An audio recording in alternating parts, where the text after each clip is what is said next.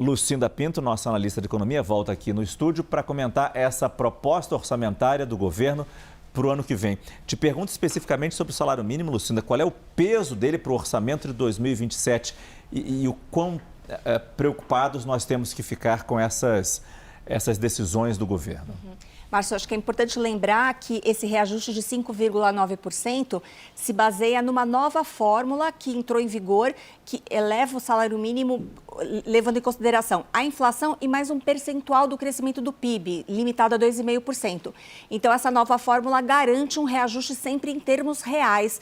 E isso é um peso do ponto de vista de custo para o governo, claro, porque, como você acabou de explicar, é o salário mínimo que define o reajuste de aposentadorias, do BPC e de uma série de outros benefícios. É uma despesa obrigatória. E aí, paralelamente, a gente até preparou aqui uma arte para mostrar, além dessa definição desse salário mínimo mais alto, também ficou definido aqui como uma intenção de se destinar 51 bilhões de reais para emendas parlamentares. Isso não pode faltar, né, Luciana? Esse aqui não pode faltar. Nunca. Nunca. Esse valor é um pouco menor do que foi o valor de 2026, que perto de 60 bilhões de reais. Mas ainda assim é bem alto. E tem uma questão que é o seguinte: emenda parlamentar, ela está dentro do que a gente chama de despesa discricionária, que é aquela despesa que não é obrigatória, o governo pode cortar. É ali que se faz o ajuste fiscal, se precisar, quando o governo faz o ajuste fiscal, é aqui que se faz. O problema é que as emendas, embora estejam nesse bolo dos discricionários, elas são impositivas, o governo tem que executar.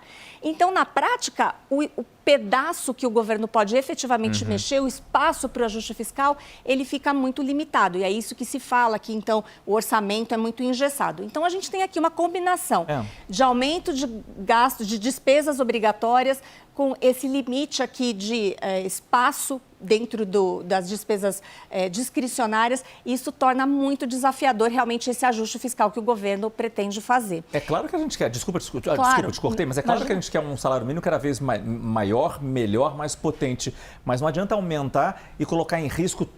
O impacto vem depois. Exato. O impacto para as pessoas vem depois. Exato. No fim das contas, de alguma forma, esse custo chega para os próprios beneficiários. Então, realmente, um orçamento organizado, ajustes que sejam possíveis, né, consistentes, é o que a gente desejaria, enfim, para que a gente consiga ter as contas em ordem afinal. E só lembrando que nesse projeto de lei de diretrizes orçamentárias, o governo está prevendo um superávit de 0,5% do PIB no ano que vem. É uma meta melhor do que a deste ano, em que a gente deve ficar aí no 0 a 0, mas ainda assim é um caminho muito lento de ajuste como se deseja. Então, um pouco na linha do que a gente já trouxe aqui no jornal, das declarações do ministro Dario Durigan, é um processo de corte de custos muito lento, muito gradual ainda. E no mercado financeiro, depois de dias e dias de recorde, hoje tivemos uma queda. Uma trégua, né, Márcio? Não dá também para todos os dias, né? A gente ter ganhos. Foi um dia de ajustes, o Ibovespa caiu aí nem 0,5%, ficou na linha dos 197 mil pontos e o dólar praticamente estável.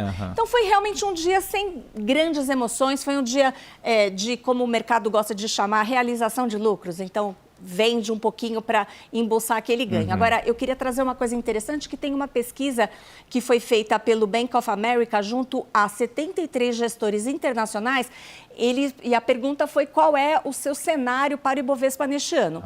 E aí, 73% desses entrevistados, a maioria, espera o Ibovespa na faixa dos 190 mil pontos no fim deste ano. Só que surgiram 10% desses entrevistados que não apareciam antes, prevendo 220 mil pontos no fim do ano.